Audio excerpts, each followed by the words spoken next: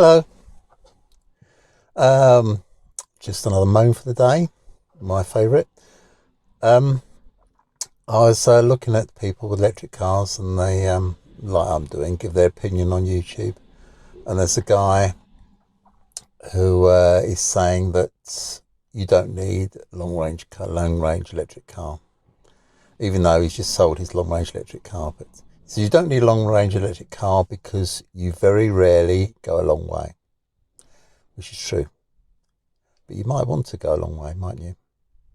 And you might not want to queue up, perhaps. I mean, if electric cars become popular, public charging, it won't be just the inconvenience of having an app, and the charger may not work and you've got to find it anyway. There may actually be a queue there.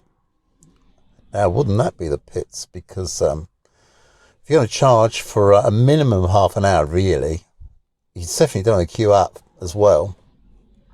So, as I go on and on and on, range is everything. Because you don't want to charge on the road. Nobody wants to charge on the road. It's a pain in the arse. People say, well, you've got to stop for your coffee or your lunch or whatever. Yeah, but you want to stop where you want to stop, don't you? You don't want to stop. I'm going to stop there because there's a public charger, which may or may not work. No, yes, range is everything. Why are they trying to persuade me that range is no big deal? It's vital. I charge this Tesla Model 3 for 5p a kilowatt. How cheap's that? Public charges are generally 30p a kilowatt. How rubbish is that? Plus the inconvenience, plus the danger. Because that's a thing which is not really mentioned, is the fact that, especially maybe it's not being sexist, it's just a thing, isn't it? A young lady in her electric vehicle on her own at night, electric car charging points aren't manned, middle of nowhere a lot of the time. So you want to charge at home. I love my electric car. I love charging at home. I can virtually drive this thing around for nothing because 5p per kilowatt hour is nothing. So don't tell me when you come onto YouTube, don't tell me what I want. This car does in the summer, about 250 miles on a charge. It's the shortest range Tesla Model 3.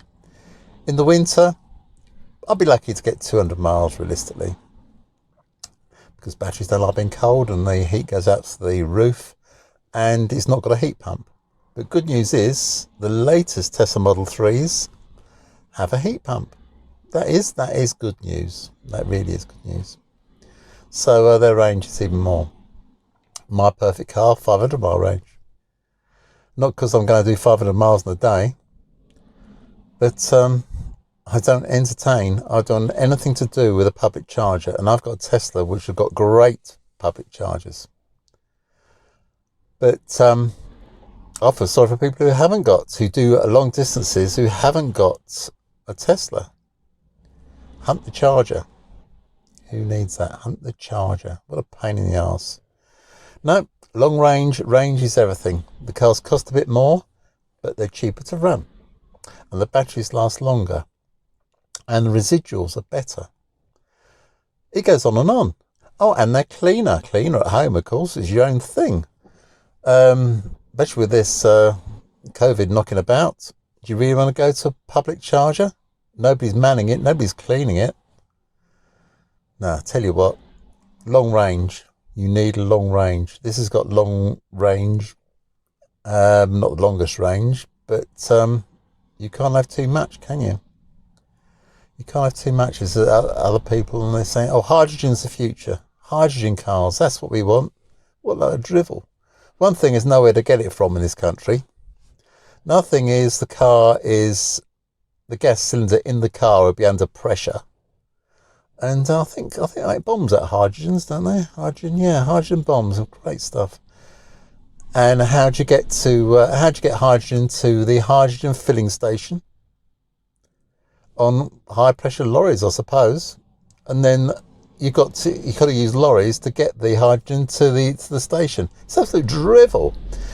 Electric cars, perfectly good thing to use. It's the future, and someone thinks, no, that's a good idea. Let's think of something else. No, electric cars are great. Hydrogen's absolute stupidity. Goodness me, what are you gonna store all this hydrogen?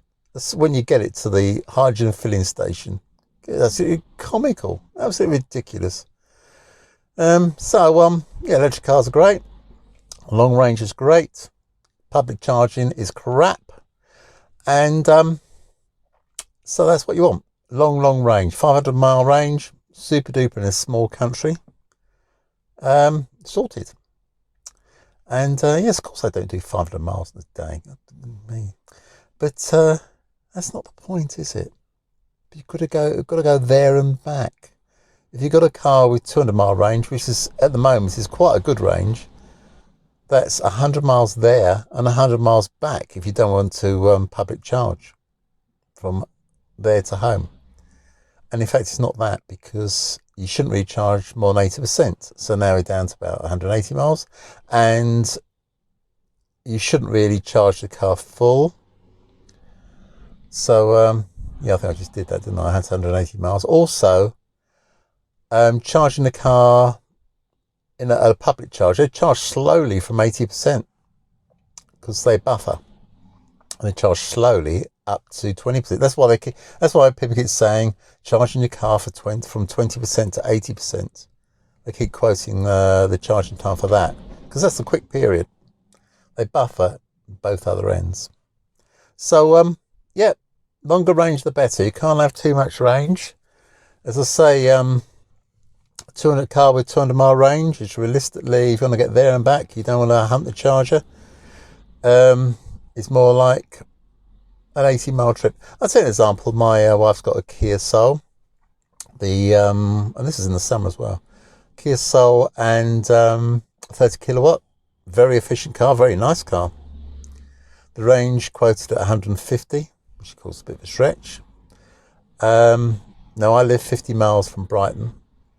Charge the car up fully, the Kia, because this is before I had this Tesla. Off I go. I went with my family actually, so 4 of us went. And it's a nice warm day, so all the advantages. But on the way back, the old light was flashing, get a charge. Because I did about 100 miles and it's indicating. I mean, there's still power left in it, but it's indicating, look for a charger. Well, that's not very relaxing, is it?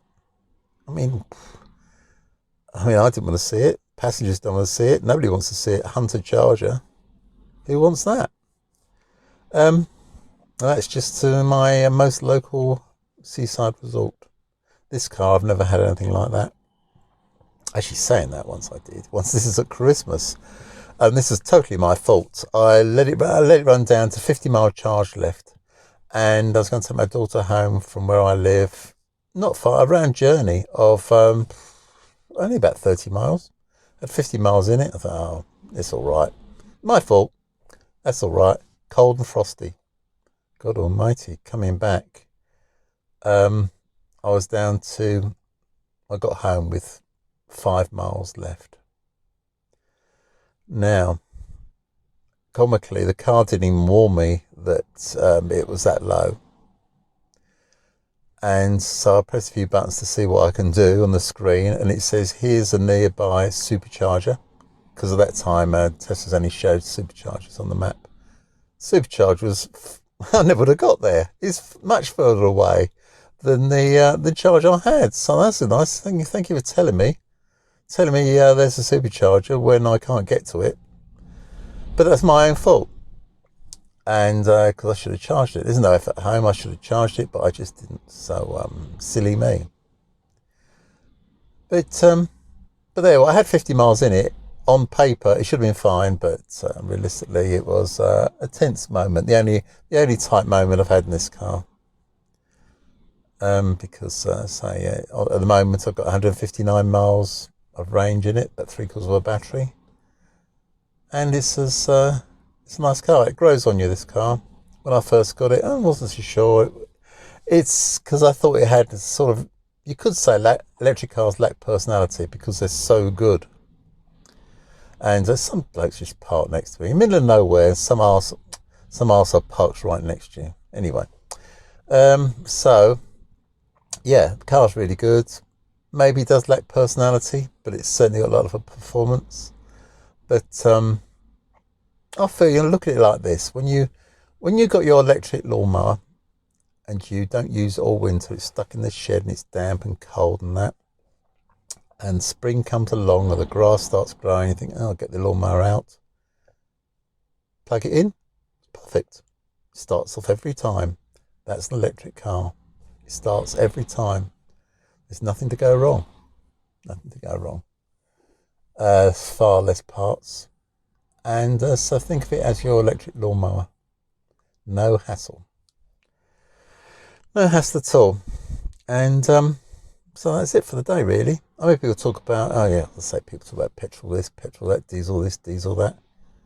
If you've got a petrol or diesel washing machine in your home, have you got a petrol or diesel kettle? Gosh, you haven't.